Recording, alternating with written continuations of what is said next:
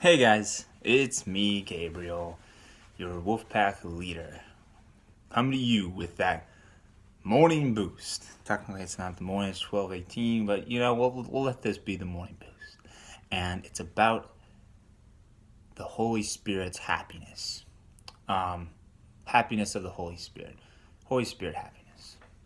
One of those you'll find out when you click on the video. Anyways, the point of it is that the Holy Spirit is the one who really knows what we really want in life and what we really need.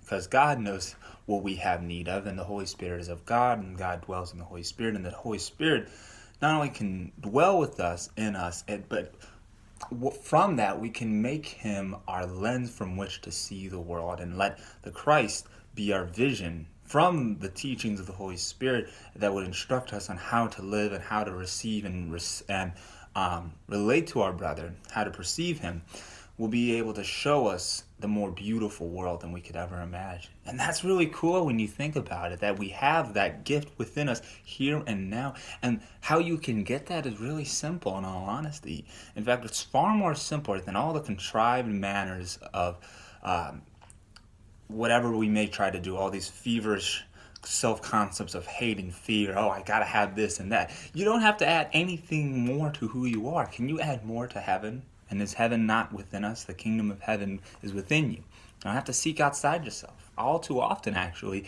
is that when we feel the most out of grace, out of our natural state. Grace is the natural state of the Son of God because it is our natural status with God. This notion of separation, that means something had to have first been together, but now it's not. So that means this world is very unnatural to the extent that there's sin, disease, and death. Three direct contradictions to what God's world is about, and a direct contradiction to reality. And because nothing can contradict God's reality, it thus there makes it illusions.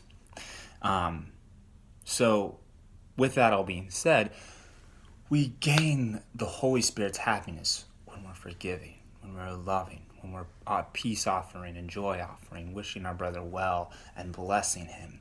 There's a certain, you do have to live a certain way, but it's not so much to the dynamic that you have to go to this church or that church, you have to tithe your 10%, this, that, and the other, because our treasure is not of this world, it is of the Spirit.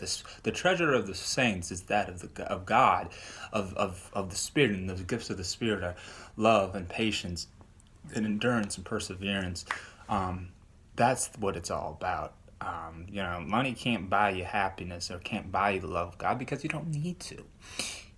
God has your worth already established. It would be blasphemy to try to say that your worth is somehow then less. Something that would try and have your worth be less, that is of the world. That's why this whole notion of you have to be more complete or you have to try and strive to be more. You are perfect just as you are now. Maybe you want to lose some weight or stuff like that, or you want to, look nicer and have the better self-image. But again, that's a lot of self-concept stuff. At the end of the day, it is your heart that is perfect. It is your heart that is innocent and loving, and your spirit as well, your soul, because it abides with the Holy Spirit. And what happens is when we live that life of forgiveness, seeing our brothers simply in the now and rising above the battlefield. It does require you to not get so caught up in all these little things, these petty desires, and they won't suffice. That's why we are filled with all this turmoil within us, and it feels like we're being thrust around by a world that doesn't seem to care, that wants to try and kill us, and it just seems like we're at odds end. And understandably so, and rightly so, because this world is not our home. That's why we are called for a higher purpose. You are not working at McDonald's or wherever you may be just to work there. There is a higher purpose. You have to recognize that you are here for a higher purpose than what the world would try to proclaim. And that purpose is to share that love of the Holy Spirit, sometimes in inaudible tones. That of just your thought and perception of how you view your brother can speak infinitely more powerfully than all the hateful cries of the world. Just that silent, still thought of love, looking upon your brother with forgiveness, kindness, love, not judging them, simply saying to them, brother, I accept you as you are. I do not try and change you. And that what you do unto me, however much you may think it hurts me, does not hurt me. And that I do not hold it against you.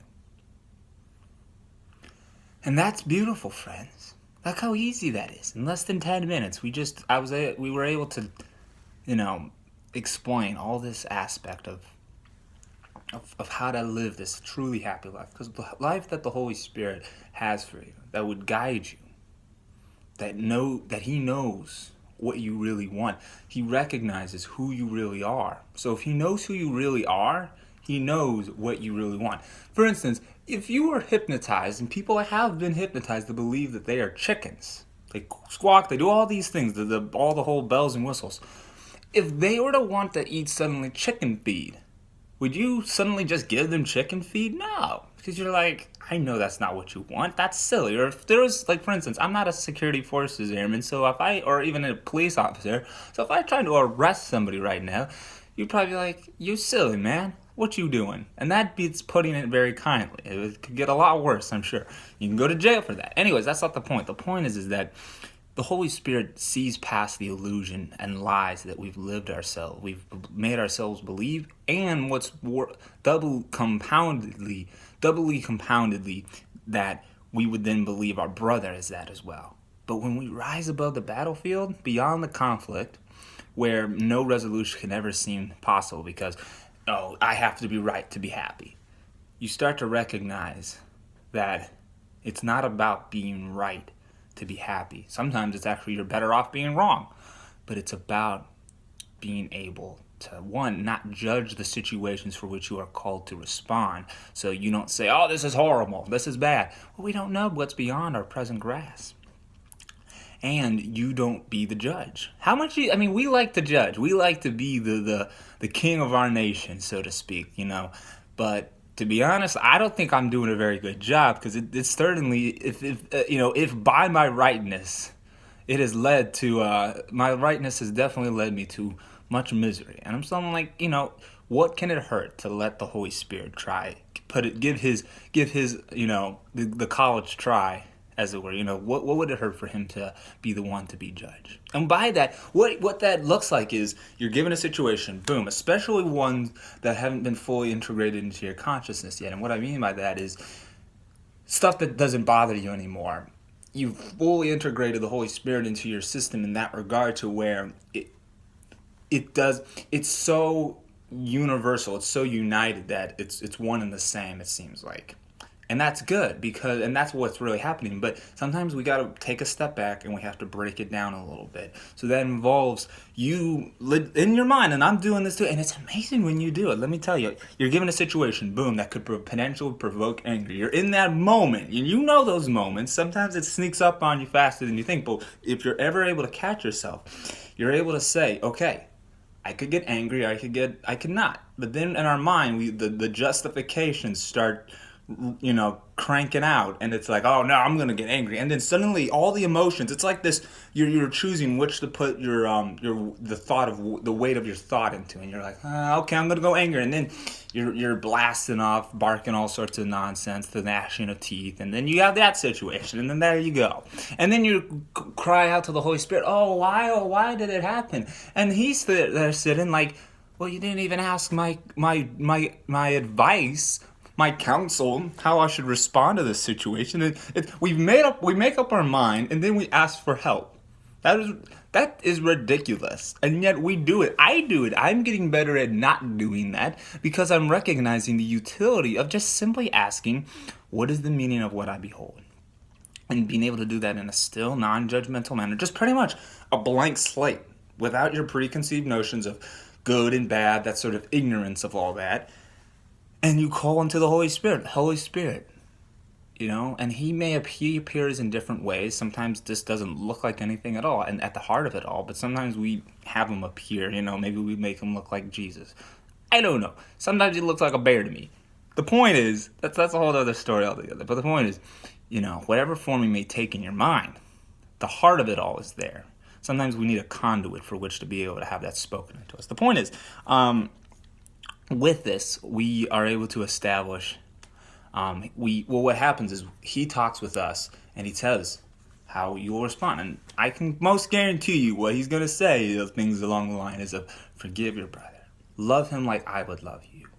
Because that's what he told us. That was one of his greatest commands. Love one another like I have loved you. Serve one another how I have served you.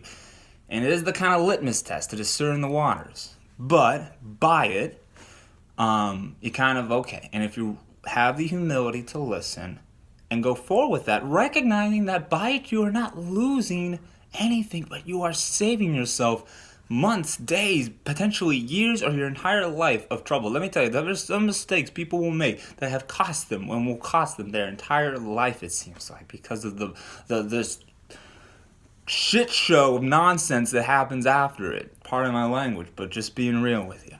And so if you were to then do the opposite, boom.